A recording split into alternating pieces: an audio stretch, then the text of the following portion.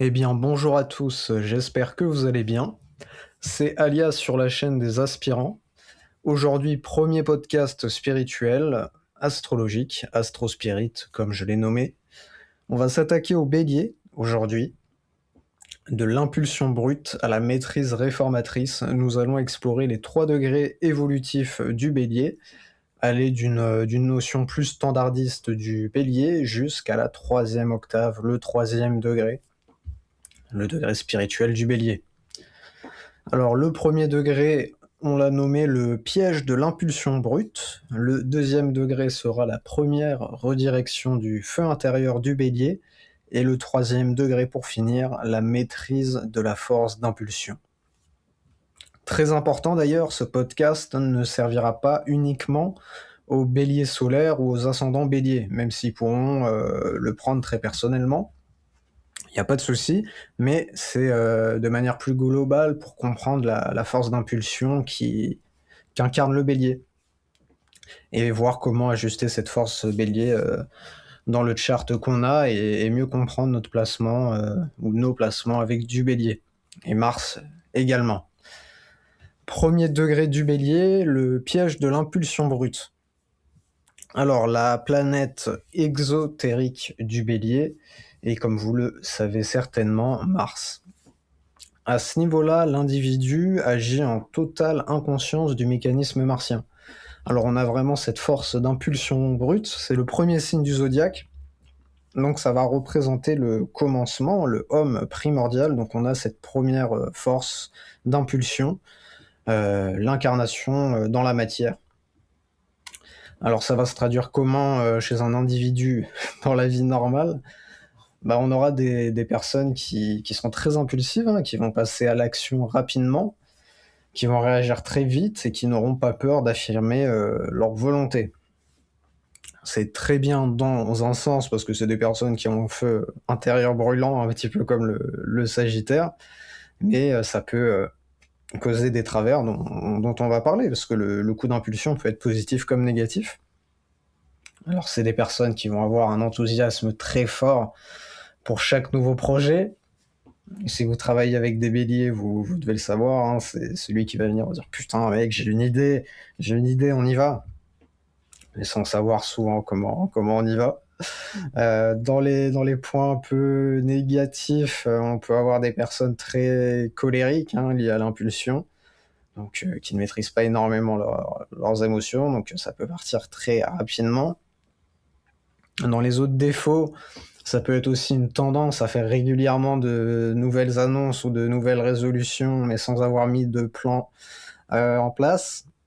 Donc, si vous voulez, l'archétype du début d'année, j'ai des nouvelles résolutions et quand on les tient pas, c'est typiquement le bélier mal canalisé, excusez-moi si vous voulez. Donc voilà, ça donne une détermination intense pour atteindre un objectif rapidement, mais seulement sur le court terme, quand c'est pas maîtrisé comme il faut. Et ça se traduit comment? C'est un mécanisme très rapide, mais surtout inconscient. C'est un passage direct du corps mental au corps émotionnel. On donne un exemple d'ailleurs sur notre article, qui est la reprise du sport. Une personne peut se dire ah j'ai envie de reprendre le sport, mais elle va pas penser à comment mettre ça en pratique dans sa vie de tous les jours. Elle va se dire oh je reprends le sport, je vais à la salle lundi. Oui, mais est-ce que tu peux aller à la salle tous les lundis? Ça se trouve que non, le lundi d'après, tu as un rendez-vous, tu seras fatigué, etc.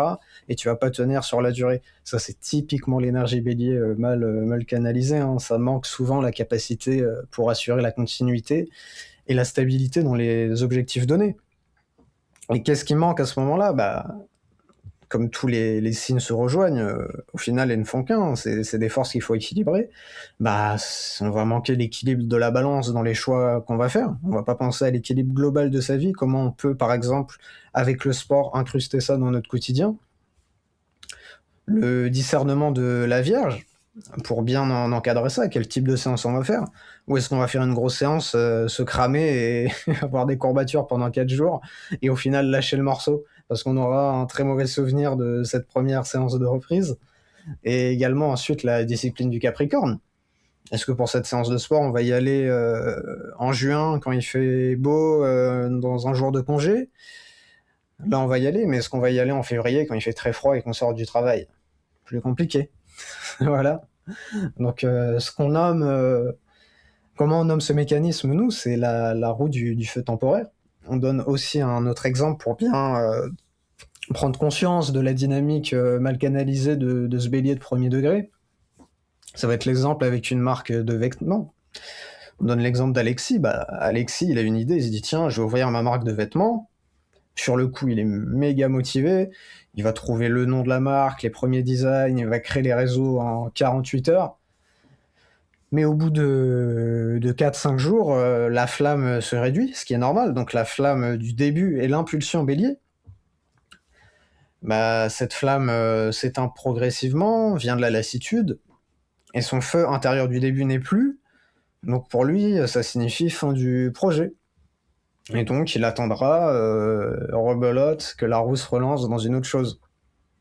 C'est un peu, si vous voulez, un autre exemple, c'est un peintre qui aurait commencé 500 toiles, mais qui seraient toutes restées à l'état de brouillon. C'est littéralement ça, l'énergie du bélier mal canalisé. Et à ce stade-là, c'est l'impulsion qui domine, et la réflexion passe clairement au second plan. Là, on a des individus qui se laissent entraîner par de petites impulsions successives, sans avoir le discernement pour les mettre en forme. Mais à chaque élan, chaque pensée amène une impulsion émotionnelle également, et ça s'essouffle. Et sans prise de recul sur ce schéma, des personnes peuvent rester enfermées de manière triste dans ce schéma. Et ce premier degré totalement inconscient chez l'individu commence à s'estomper quand il va aller vers la planète Mercure qui gouverne de manière ésotérique le bélier.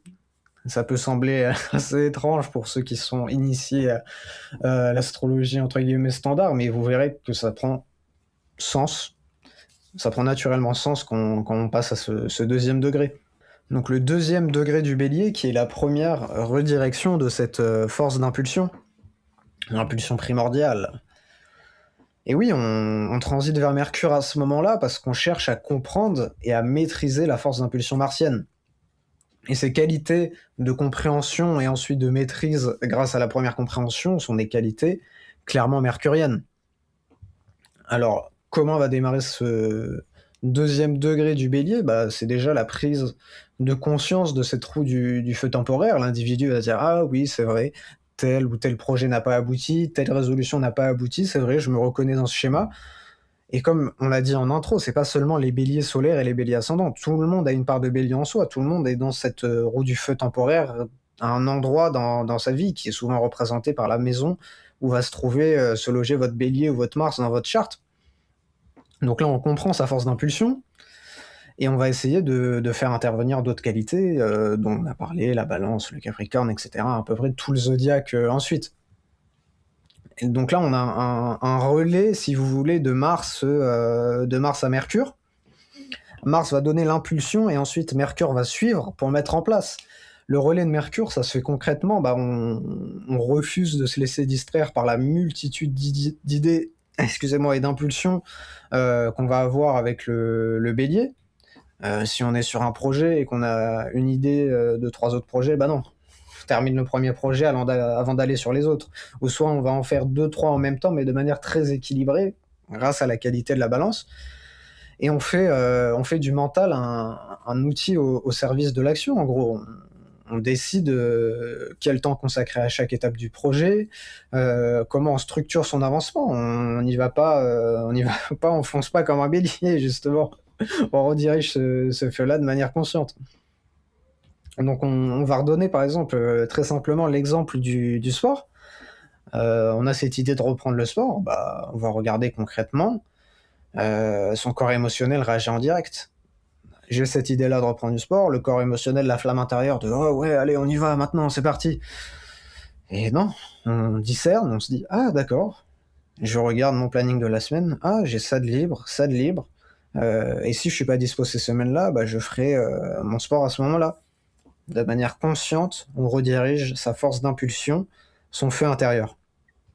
Là, à ce moment-là, l'impulsion initiale ne disperse plus. Elle est canalisée au service de la réalisation concrète qui peut se faire dans notre quotidien. À ce moment-là, le bélier de deuxième degré ne délègue plus sa force d'action à la moindre pensée qui, elle, amène le désir d'amorcer une action. Tout se fait en conscience, désormais. Et c'est en ça que Mars laisse progressivement la place à Mercure, parce que l'énergie, elle se fait plus seulement de manière inconsciente, elle se fait plus mentale, parce que l'individu prend du recul concrètement et il sait analyser ses choix, ses motivations, il sait quoi faire, il sait quel projet doit attendre, et il sait quoi mettre en place maintenant, dans l'instant, mais de manière toujours structurée. On rentre dans une dimension vraiment mentalisée de la force d'impulsion, dans ce deuxième degré. Donc là, ouais, l'énergie du bélier, à ce moment-là, elle est maîtrisée, elle est sublimée, mais ne pas oublier ce que signifie le deuxième degré. Voir, écouter plutôt le podcast qu'on a fait sur les 3 degrés pour comprendre ce que signifie plus en profondeur ce deuxième degré. C'est qu'on va être là dans une individuation profonde de l'individu. Donc ça va être par le développement de sa personnalité, mais ça va être plus sur des objectifs dits individualistes. Donc là, l'individu pourra mettre des résolutions, créer des projets, entreprendre. C'est aussi ça le bélier, c'est l'entrepreneur. Mais ça va être plus à titre très personnel, individualiste dans ce deuxième degré. Donc l'individu saura se gérer lui, saura remplir ses ambitions qui lui apportent un bénéfice à lui, et saura contenir sa flamme qui lui sert à lui. Et là, on transite dans l'astrologie spirituelle. Excusez-moi, j'ai une pop-up sur le PC, bref, on continue. Donc le troisième degré du bélier, on va rentrer dans une dimension plus spirituelle. C'est quand l'individu a fait le tour de sa force d'impulsion pour avoir des bénéfices qui le servent uniquement lui, qu'il est profondément intéressé par la spiritualité aussi naturellement pour ce troisième degré, mais il va chercher à rediriger cette force d'impulsion pour un bénéfice supérieur. Mais avant cela, comme on le décrit dans tous les articles, il y a une première octave et une seconde octave du troisième degré. Avant d'y passer, le bélier a une prise de conscience. Il comprend que le bélier, la force d'impulsion qui se traduit en pionnier, en lanceur de cycle au niveau spirituel, service au groupe plus large. Donc là, à ce moment-là, l'élan du bélier n'est plus là pour initier à titre personnel des actions, des projets, des entreprises, mais plus pour impulser des mouvements de régénération et de service au sein du groupe humain, le service au monde. Et avant de passer à ça, évidemment, il y a une première octave du troisième degré qui est reliée à la fusion âme-personnalité. Et là, pour le bélier, on va être sur la vigilance interne. Donc là, le mécanisme pour le bélier, ça sera de repérer en direct ses impulsions, ses pensées, ses désirs, et de voir leur provenance. Détecter est-ce que cela provient de mon orgueil ou de mon âme. On peut donner un exemple. Un bélier peut avoir l'idée de créer un logiciel informatique, se dire ouais, ça va aider les gens. Mais au moment où il a cette idée, il essaye de chercher la racine. Est-ce que ce logiciel, je le crée sur une impulsion d'âme pour aider le groupe, ou est-ce que je le crée pour qu'on dise « Ah, c'est moi qui ai aidé le groupe » et recevoir toutes les louanges. Vous voyez, c'est tout ce travail-là que le bélier est appelé à faire dans cette première octave. C'est tout simplement la reconnaissance lucide de ses schémas, de ses impulsions, et d'où provient, qui a effectué le lancement de cette force d'impulsion à ce moment-là. L'âme ou bien l'orgueil. Et c'est ce travail, en gros, de vigilance intérieure, de reconnaissance de ces schémas, qui va créer ensuite des remises en question. On va mieux discerner son ego. Et là, ça devient un moteur de transformation, mais exceptionnel. Et ensuite, dans La transition à la deuxième octave du troisième degré qu'on nomme le service réformateur. Pourquoi? Parce que le bélier est le pionnier, comme on a dit précédemment, le lanceur de cycle. Dans son impulsion va chercher désormais à initier des changements bénéfiques pour le groupe, à insuffler ce nouvel élan. Donc la force d'impulsion, le homme primordial, va servir à ça au niveau collectif. Ça va être des gens qui vont impulser des choses concrètes au groupe, seront les premiers à apporter des idées et des projets. Là, à ce moment-là, le bélier, il utilise son pouvoir d'initier les choses, sa capacité à oser avancer dans l'inconnu, chose que très peu de signes dans le zodiaque ont. C'est souvent le bélier et le sagittaire. Le capricorne, on pourrait penser, mais le capricorne aime également rester dans son coin, il veut pas trop foncer il veut prendre ses mesures, le capricorne. Voilà, et j'ai sorti quelques exemples qu'on a vu d'ailleurs dans l'article pour montrer le point sur la notion de lanceur du cycle. On a monsieur Joseph Priestley, du coup un bélier qui est le découvreur de l'oxygène. Alors il jette les bases de la chimie moderne et transforme en profondeur la compréhension des gaz et des phénomènes vitaux. Si vous n'êtes pas très scientifique, il n'y a pas de souci. Donc là, on a surtout l'audace d'initier et la volonté de franchir les frontières de l'inconnu. C'est ça aussi. Il y a pas mal de scientifiques béliers, parce qu'il y a un moment, il faut y aller. Avant de faire une découverte, avant de proposer quelque chose, personne ne veut s'y lancer. Le bélier est là pour initier. Après, on a monsieur James Watson, qui illustre également la force d'initiation. Alors, il a co-découvert, lui, la structure de l'ADN. Ensuite, révolution de la biologie. Et ça a ouvert la porte à l'ère de la génétique moderne. Donc oui, on voit tous ces pionniers, tous ces lanceurs de cycle, et c'est à ça que sert l'impulsion quand elle est maîtrisée au troisième degré. Donc c'est ça, initier des cycles nouveaux. Très belle phrase d'ailleurs, faire jaillir la lumière là où l'obscurité régnait encore. C'est à ça que sert. On peut résumer le troisième degré du bélier à ça, hein. Faire jaillir la lumière là où l'obscurité régnait encore.